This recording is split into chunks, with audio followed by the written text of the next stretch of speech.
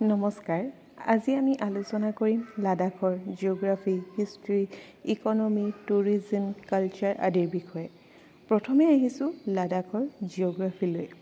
লাডাখ হৈছে ভাৰতবৰ্ষৰ উত্তৰ দিশত অৱস্থিত আৰু ই এখন ইউনিয়ন টেৰিটৰী অঞ্চল।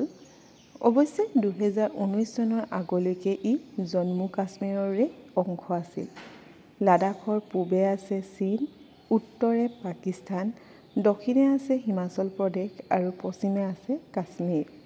ইয়াত পোৱা পৰ্বতমালাসমূহ হৈছে কাৰাকোৰাম পৰ্বতমালা, হিমালয় পৰ্বতমালা আৰু জাচংকাৰ পৰ্বতমালা। প্ৰধান নদীসমূহ হৈছে সিন্ধু নদী, জাচংকাৰ নদী আৰু শ্যোক নদী। লাডাখৰ কোল্ড ডিজাৰ্ট বুলিও কোৱা হয়। ইয়াত বৰষুণ খুব কম হয়।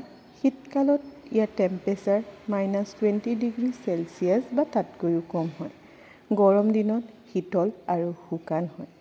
ইয়াৰ পাছত আহিছোঁ আমি লাডাখৰ হিষ্টৰীলৈ। প্ৰাচীন কালৰ চিল্ক ৰোড বাণিজ্য পথত গুৰুত্বপূৰ্ণ স্থান পাইছিল। তিব্বত অৰ্থাৎ চীন আৰু মধ্য এছিয়াৰ লগত বাণিজ্য চলিছিল আৰু বৌদ্ধ ধৰ্মৰ প্ৰভাৱ বেছি আছিল।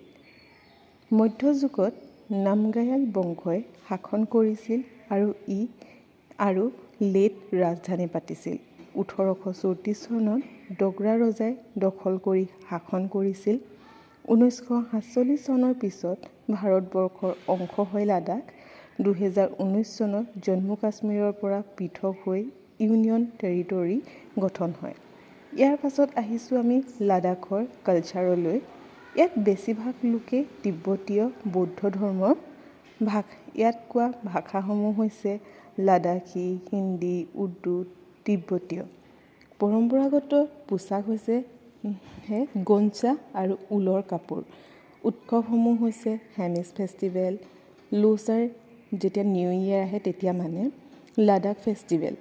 আৰু ইয়াত কৰা নৃত্যসমূহ হৈছে মাস্ক ডান্স বা আমি ইয়াক চাম ডান্স বুলিও কওঁ, লোকনৃত্য। আৰু ইয়াৰ খাদ্যাভ্যাসসমূহ হৈছে থুকপা, ম'ম', বাটাৰ টি, তচমা এইবোৰ। ইয়াৰ টুৰিষ্ট প্লেচসমূহ হৈছে লেহ প্লেচ, শান্তি স্তূপা, মনেষ্টৰীসমূহৰ ভিতৰত আছে হেমিছ মনেষ্টৰী, টিস্কি মনেষ্টৰী, দিস্কিল মনেষ্টৰী, আলচি মনেষ্টৰী। প্ৰাকৃতিক স্থানসমূহ হৈছে Pangong lake, Nubra valley, Khardung La pass, যিটো আমি আটাইতকৈ উচ্চতম পথ হয় ইয়াৰ, magnetic hill, Zanskar valley. Ladakh adventure টুৰিজিমৰ বাবে বিখ্যাত হয়। ইয়াৰ ইকনমি মেইনলি পৰ্যটনেই হয়। ভেড়া আৰু ইয়াক পালনৰ দ্বাৰা পশ্মিনা ঊল ইত্যাদিৰ পৰা লাডাখৰ ইকনমিটো চলি থাকে।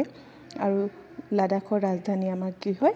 লেহ হয়। ভিডিঅ'টো ভাল লাগিলে লাইক কৰিব, শ্বেয়াৰ কৰিব আৰু চেনেলটো ছাবস্ক্ৰাইব কৰিবলৈ নাপাহৰিব। Thank U.